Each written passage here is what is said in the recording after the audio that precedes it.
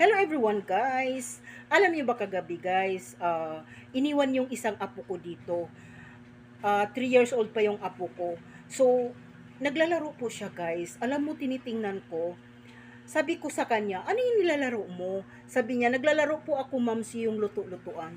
Alam mo, naantig yung puso ko kasi nakita ko yung ginagamit niyang, yung parang luto-lutuan, ano lang, yung mga takip ng bote, yung basta ko ano-ano na lang, sabi niya, naglalaro siya ng luto-lutuan daw. So, naantig yung puso ko, binilhan ko siya nito na luto-lutuan kasi kahit simpleng bagay guys, mura lang, pero napakahalaga po sa bata.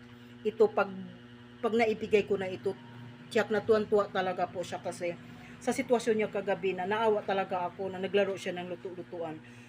So, mamaya pupunta siya dito, so ibibigay ko to. Siguro matutuwa talaga siya guys kasi